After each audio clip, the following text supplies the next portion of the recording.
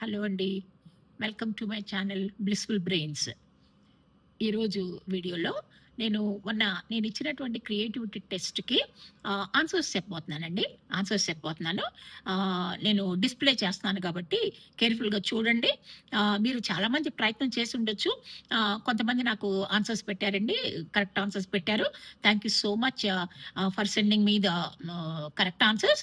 ఆహ్, ప్రయత్నం చేసినందుకు, నాకు రెస్పాండ్ అయినందుకు thank you so much and congratulations.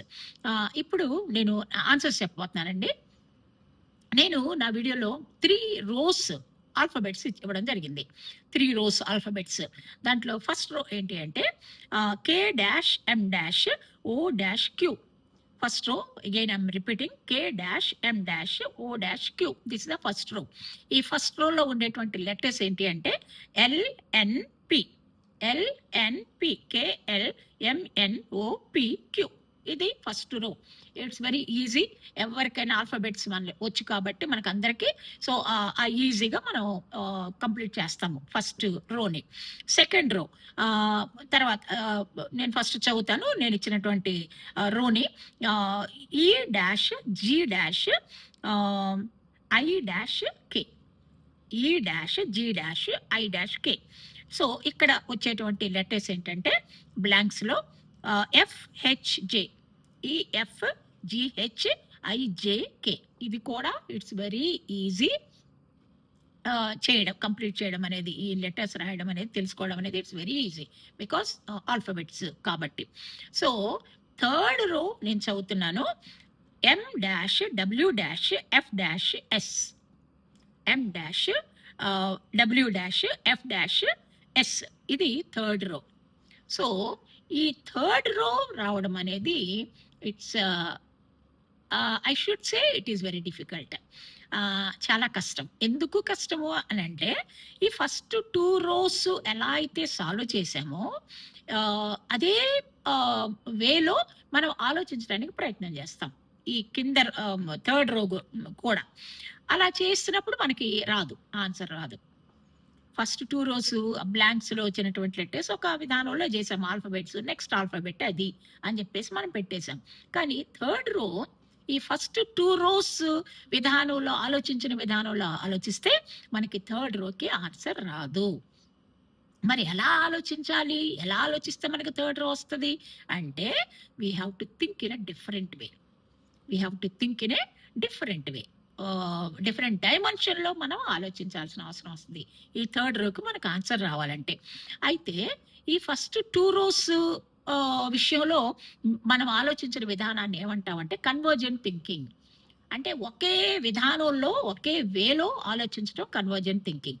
మరి అదే సేమ్ కన్వర్జెంట్ థింకింగ్ ప్రాసెస్ కనుక వాడితే మనకు థర్డ్ రోకి ఆన్సర్ రాదు.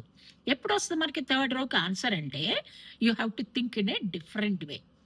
That thinking in a different way is called as divergent thinking. అంటే విభిన్న ఆలోచన. ఫస్ట్ దేమో సమైక్య ఆలోచన, convergent thinking and divergent thinking. ఈ కన్వర్జెంట్ థింకింగ్ ఎవరిలో ఉంటుంది అంటే ఇంటెలిజెంట్ పీపుల్లో ఉండేది, పర్సన్స్లో ఉండేది కన్వర్జెంట్ థింకింగ్. అంటే ఒకే విధానంలో ఆలోచిస్తారనమాట, ఒకే మార్గం.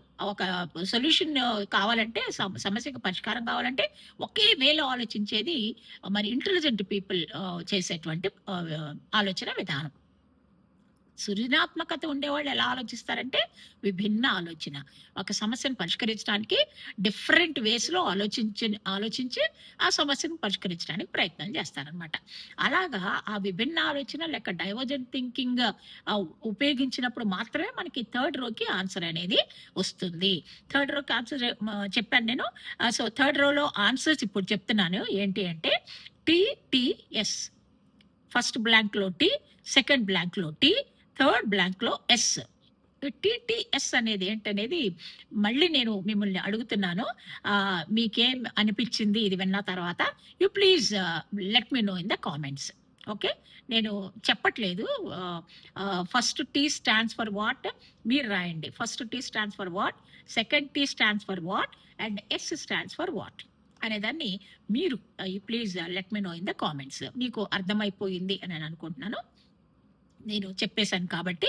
సో, చెప్పకుండా కూడా చాలామంది మీరు ఐడెంటిఫై చేసి ఉండొచ్చు. బట్ నాకు కామెంట్స్‌లో చాలామంది పెట్టలేదు. కొంతమంది పెట్టారు. కరెక్ట్ ఆన్సర్ పెట్టారు. So, thank you so much. So, ఇక్కడ నేనిక్కడ కంటిన్యూయేషన్‌గా చెప్పాలనుకుంటుంది ఏంటంటే, ఆహ్, క్రియేటివిటీ గురించి నేను మాట్లాడుతూ ఉన్నాను. సో, ఒక్క point I want to make it very clear.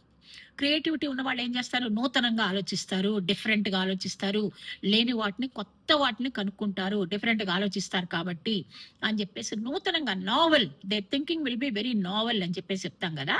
అయితే క్రొత్తగా ఆలోచించి క్రొత్తదేదన్నా కనుగొనడం అనేది ఏది కూడా ఉండదండి. అంటే అసలు ప్రపంచంలో లేని దాన్ని కనుక్కోవడం అనేది ఎవ్వరికీ సాధ్యం కాదు. ఎందుకు? Everything is already created by God. God is a creator of this world.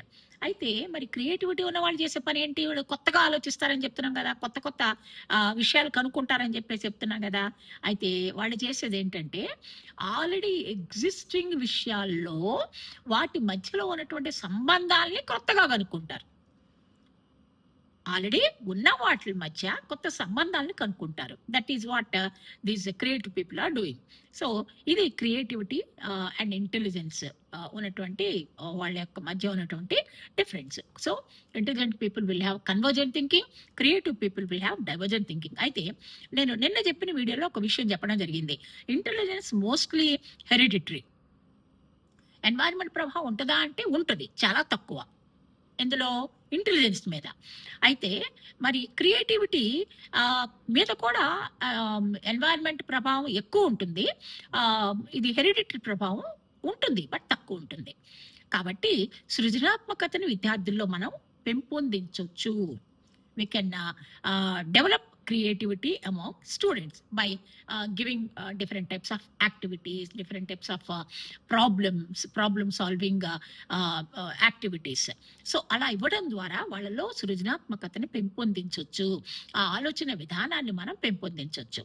And సృజనాత్మకత ఉండాలంటే హై ఐక్యూ ఉండవలసిన అవసరం లేదండి.